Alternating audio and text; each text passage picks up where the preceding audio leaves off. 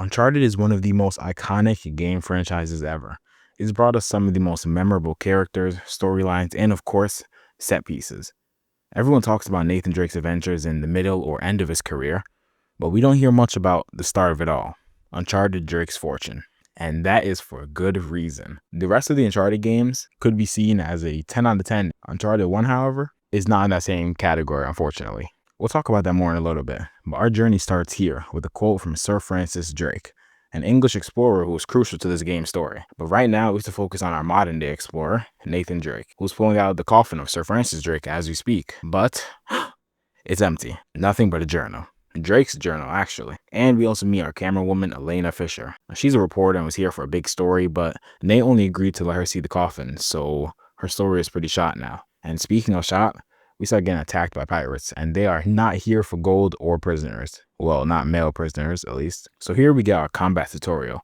And the rest of the Uncharted series has some pretty great combat. But Uncharted 1, man, you can see and feel its age. We'll talk about that more in a little bit, though. So apart from just the janky shooting, you have some pretty simple melee combat, nothing too difficult. So despite our best efforts, the boat we're on is about to blow up, so it's time to jump ship. We get saved by the best character in this whole series, Victor Sullivan, and he is clearly popular with the ladies. So we catch Sully up to speed and then we make our way to a dock. Elena's on the phone with her producer and Nate is telling Sully about what we know so far regarding Francis Drake and his adventure. One of my favorite parts about Uncharted is, without a doubt, just actually following the whole story regarding the treasure hunt.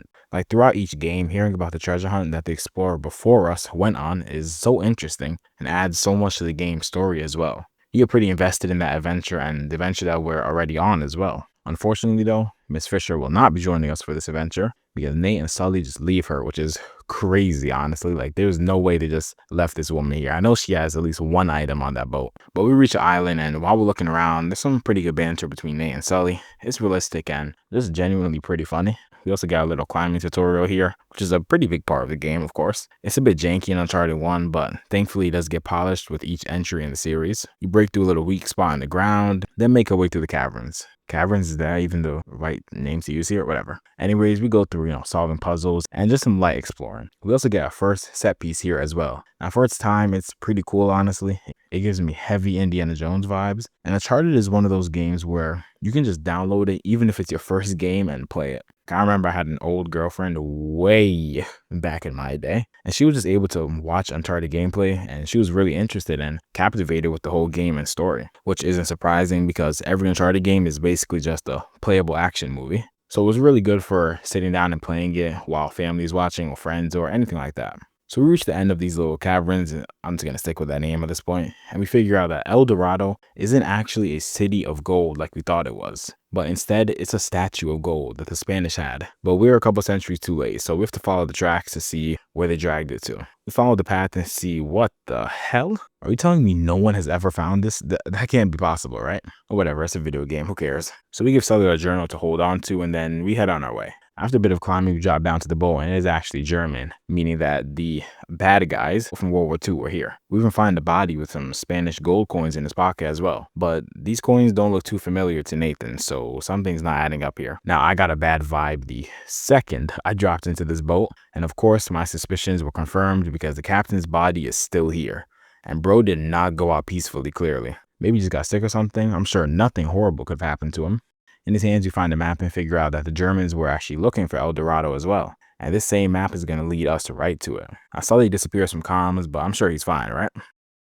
Oh, so here we meet the game's main antagonists, Gabriel Roman and Navarro. And they are the weakest in the whole series. There's nothing really special about them. They're just looking for the treasure as well. And they're prepared to kill us. We don't interact with them a lot through the whole game, and yeah, that's about it. I even go as far as to say that if I didn't say their names, I don't think that a lot of you would have remembered that was their names. I mean, I didn't remember, but there's no time for quips or jokes right now because Roman shoots Sully in the chest. What the hell? And before we can even try to fight them off, the U-boat blows up, meaning it's time to Delta out of there. So we actually end up seeing Elena here, and she clocks us right in the face. She hits like a truck.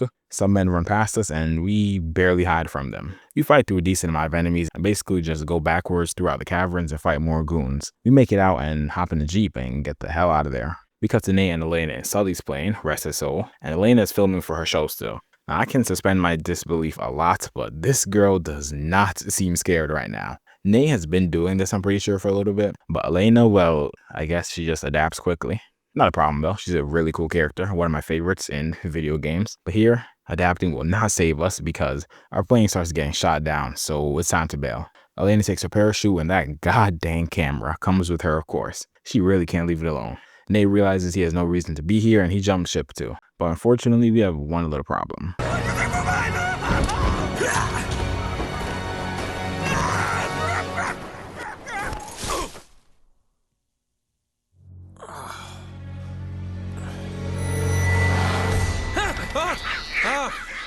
So we wake up hanging from a tree, of course, and see the smoke from our plane in the distance. So we just jumped out of a burning plane onto an island that we don't know how to navigate. We don't know where Elena is, and people are trying to kill us. Just an average day for that one CIA guy on social media. And he said, bad news.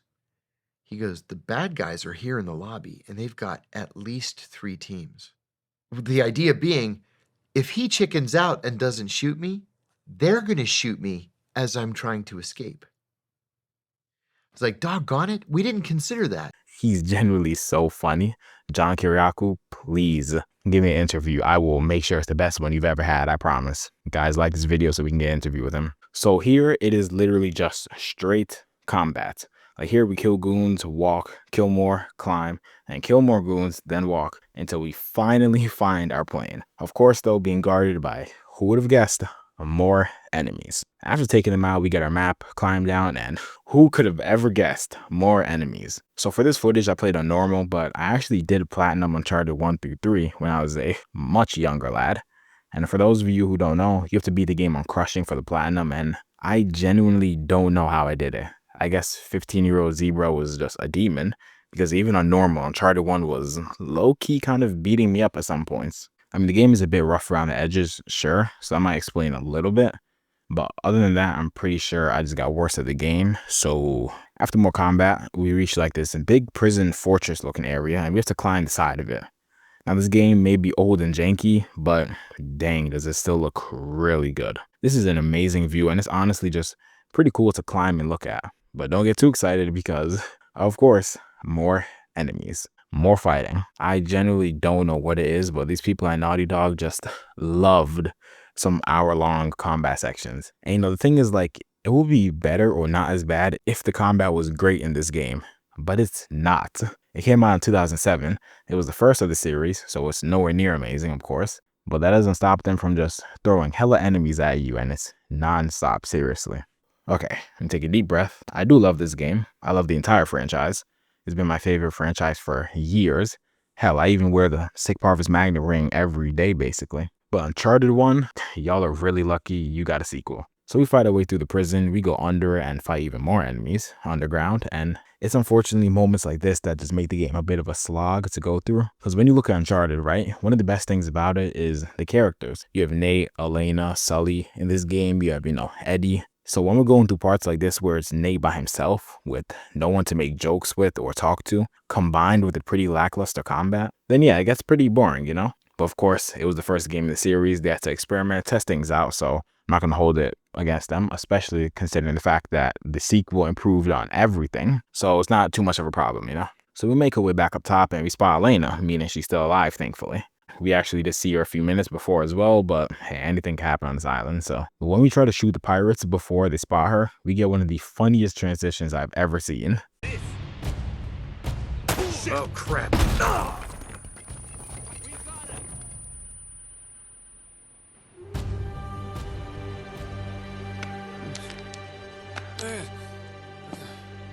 I know I'm not a big-time treasure hunter like you, but I doubt you're gonna find El Dorado in there. How'd you get yourself in this mess? Trying to rescue you, as a matter of fact. Oh, that's so sweet. So we wake up in the cell and Elena is here actually. Well, not in the cell, but she's outside the window and goes to look for something to free us.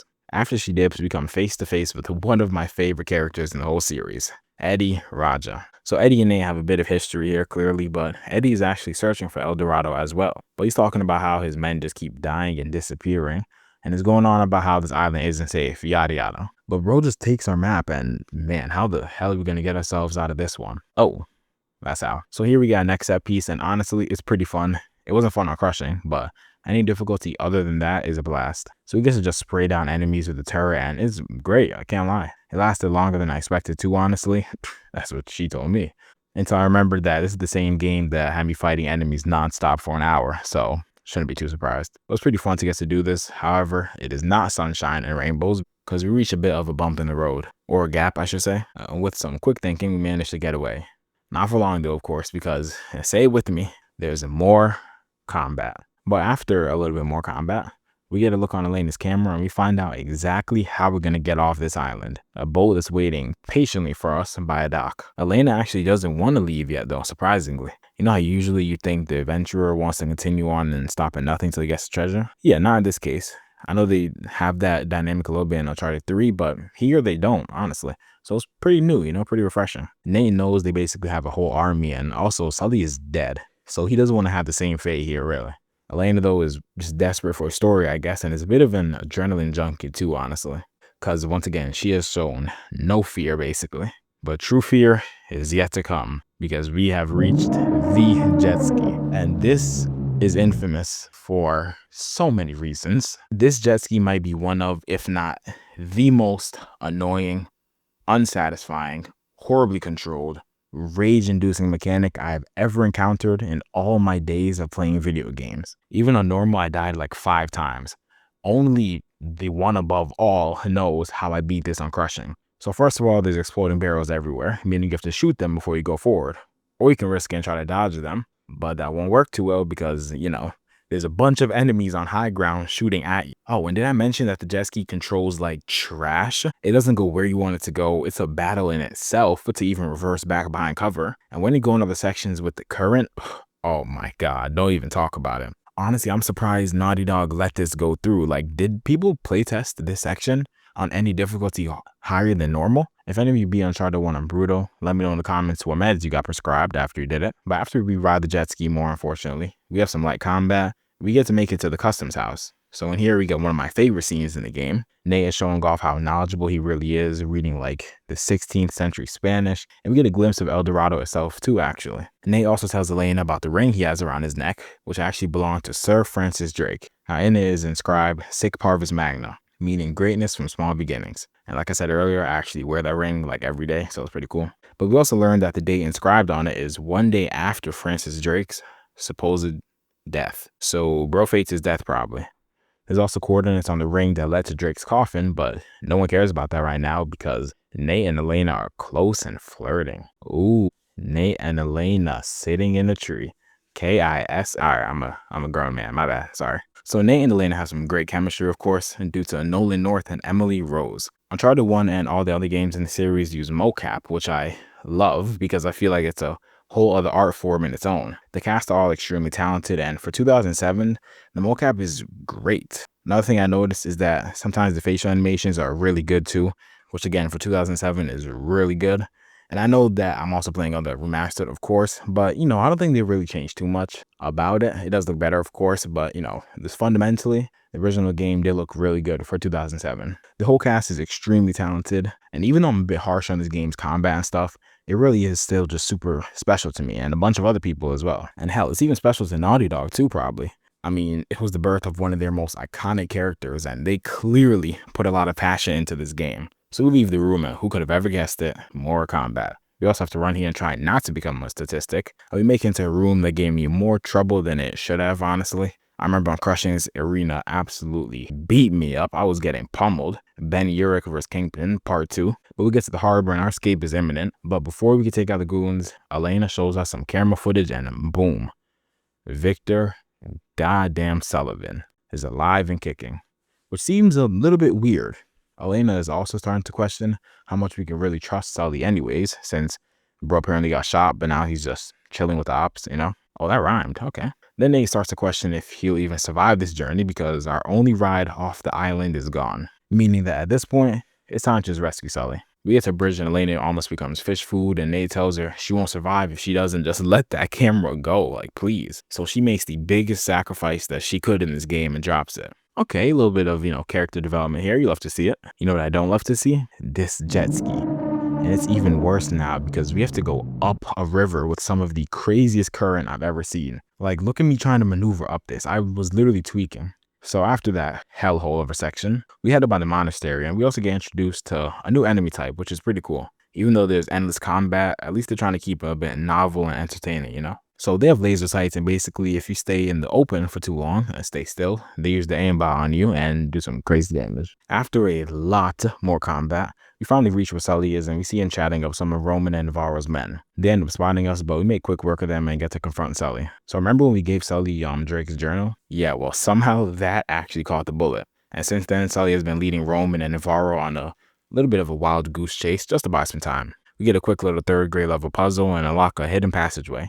Definitely nothing ominous about that. So now it's time for the whole gang, the whole crew to go explore, okay or not. Yeah, in this little underground catacomb looking area, it's just us by ourselves. Again, not a fan of that because like I said before, the game is much better and more fun when Nathan is interacting with others and cracking jokes or whatever. So we handle some more combat, of course. There's a lot of those laser sight guys here, so we can't be too reckless. Eventually, though, we reach a spot where we can eavesdrop on a conversation between Roman, Navarro, and our goat, Eddie Raja. They're all working together, and Eddie's job was to secure the island and just, make sure we're not a problem. But clearly, he's not doing so well. Here we also find out that Roman found Navarro in some random slum, as he puts it. I'm not sure if they had this backstory thought out yet fully for Nate and Sully, but these two are basically the evil version of what Nate and Sully could have been. As we know that Sully found Nate in some random Colombian city. But after that, we get back up on ground and, of course, find more enemies. But something I didn't mention is just how good and cool this area actually looks. I love the aesthetic of the whole area. The slight greenery looks really nice. I don't know, I'm a little dumb. I just love the vibe here, even if it is just a tad bit creepy. So we got to unlock another passageway, and holy hell, this part was infuriating. Maybe I'm just getting too old, but the climbing mechanics here were awful. Nate would randomly grab the wrong ledge, not jump far enough, or just cease to follow any input from my controller. I actually got rage baited so hard, and Naughty Dog, I swear, y'all are so lucky that I love this franchise. You know what else I love? Secret passageways. And boom bam, we got another one. Not really a passageway, but who cares? So it turns out that Sully actually sent Roman and Navarro on the right path by accident, of all the places. We ask Sully to make a diversion, and then of course, without fail, more combat. So while Nate is fighting off more enemies, let me just be honest here. I did struggle just a little bit trying to write the script because Uncharted 1 is very clearly combat heavy. It's part of why I can't wait to cover the other games in the series, if you guys would want that, because they have a lot more narrative and story that I could just really dive deep into. And at times I feel like it's a bit hard to pace this video, so I hope I'm doing a decent enough job. We meet back up with Sully and Elena, solve a quick puzzle, and ta-da, opens another secret passageway. Nate and Elena go through, but Sully gets trapped on the other side. After a bit of walking, we find one of the cooler areas in the game. It's not groundbreaking or anything, but you have to follow the right numbers that are marked all over. You have to maneuver, traps, climb a bit, things like that. We run into Eddie's men and then fight them off, of course. We get to another room and see a body, one that Nate recognizes all too well.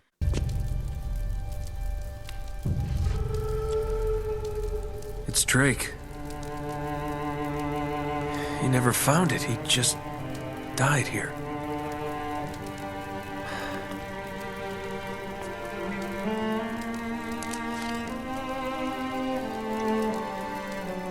So much for greatness. Wasted his life for nothing. So yeah, Francis Drake died here and did not find the treasure. Nate leaves his ring and we gotta search for a way out of here. Elena spots something, so we boost her up, and barely even a second later, our GOAT, Eddie Raja, shows up. It's kind of funny how I like this guy so much, but he's only been trying to kill us. Speaking of kill, someone or something grabs one of Eddie's men and drags him into the deepest pits of the Underdark. Can you guys tell I'm trying to get into D&D a bit? I'm playing some Baldur's Gate 3 too a little bit, Alright, my bad. But we might be next up on the hit list because we see some disgusting creatures here, and they are hungry. We fight them off with Eddie, and these guys are pretty tough to deal with, honestly. They have a lot of health, and I think on normal and up, it's like, 2 hits, then you're dead, maybe?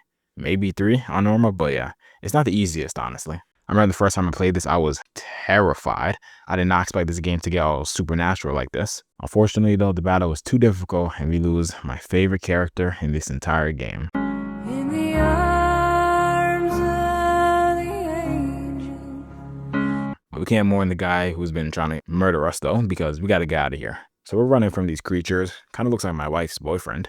And we got to get the hell out of here. We end up in some room with a bit of communications equipment, but we got to turn the power back on. And Elena is not joining us for this trip. So we got to climb around a bit to get to the area with the generator and stuff. And honestly, it's a pretty cool shot here when we're climbing. It shows how scary it actually is to be climbing all this stuff. I remember when I first got into Uncharted, I wanted to start climbing and all that stuff. Then I watched one video, realized I was not built for this, and I stayed right on my couch. But we know everything Nate climbs is pretty high, but here it's like, oh, that's like deadly high, you know? But we make it to the next area and oh, nah. This vibe is crazy. It's dark, scary, creepy, and I am not ready for this. Now, the same week I was recording this footage, I was playing Resident Evil 9. Oh, hell no! Hell no! I was actually going to do a video on that, but my God, I don't know if I'm even going to finish that game. I'm always just running for my life when I'm playing as Grace. Let me know if you guys play the game yet and what you think, and if you would possibly want to see a video on that. So in the same area, we run into those nasty creatures that we saw from earlier when we were with Eddie Raja, rest his soul. And once again, these guys are not easy to take out. I'll be honest, I'm a coward.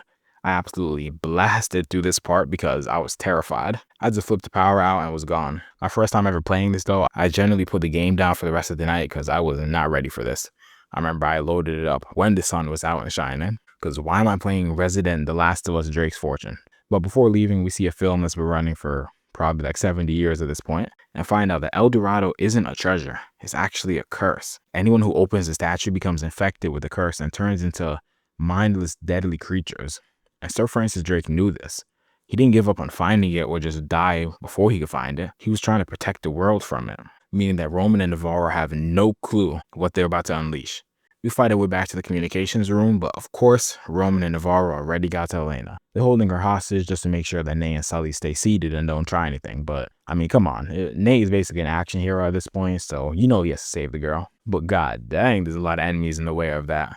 And this one of the last huge enemy gauntlets, like here and in the next section. So there's regular enemies from Roman's crew and the creatures that we've been running from the whole time. So safe to say it won't be too easy. After that, we meet back up with Victor, goddamn Sullivan. Fight some more enemies, and I actually really like this combat section. Yeah, I know. Who would have expected that? But it's more so just the fact that the environment where the combat's taking place has a pretty decent sized effect on how much I like it or not. And I just like this environment and area, you know? So we go back underground and then emerge from the catacombs, and here it is. El Dorado in the flesh, or in the gold, I should say. Come on, clap it up. That's a knee slapper, right? Roman is a few steps ahead of us, though, literally and figuratively. And here Navarro actually gaslights Roman into opening El Dorado. And Roman isn't looking too hot right now, but I'm sure he's fine. Okay, never mind. So Roman takes a deep breath through his forehead, and in classic bad guy fashion, Navarro admits that he's going to sell the treasure to the highest bidder on the black market. Because, you know, he doesn't care about world peace or human lives. Like, what's that all about? Just make me rich, please. So he takes the treasure with him, along with Elena, and more of my cousins just show up looking for blood. Sully says he'll hold them off, which I don't know if I believe. Bro's pushing 70. But Nate goes after Elena, and he has some crazy grip strength here, not gonna lie. So one of the soldiers try to shoot us off, but Elena just finished Cobra Kai, so Bro gets sent packing immediately. But on his way down, he shoots the pilot. Why are you even shooting as you're falling?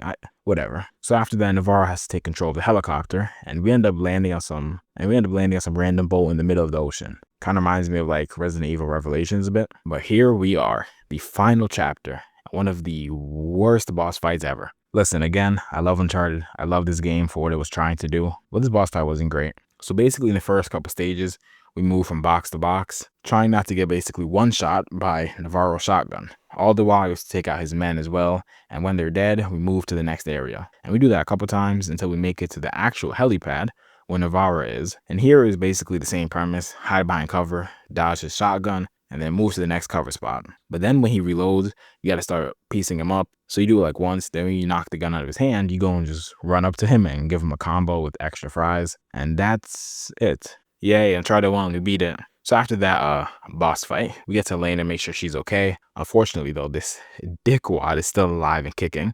So we put an end to that real quick.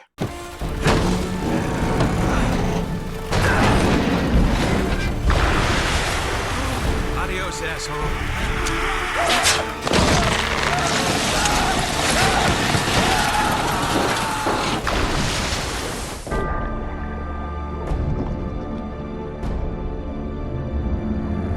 dead with the same treasure he was hunting. Ain't that something?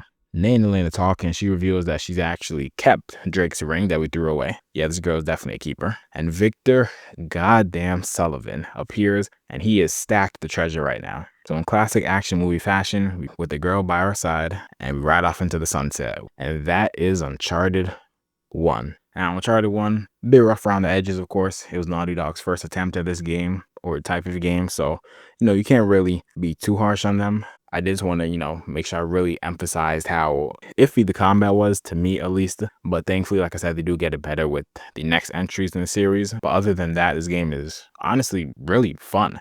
Like I said before, it's basically just a playable action movie. You just jump in, find the treasure, shoot bad guys, and have fun. That's it. The game is just a blast to play. Gives me heavy Indiana Jones and like the Mummy vibes, kind of. And it is really good, honestly. The fact that the first game of the series is the worst one. I'm not saying Uncharted 1 is a bad game by any means, but the fact that they managed to, mostly improve with every single entry. I know 3 is up for debate, but the fact that they managed to do that is really good, honestly.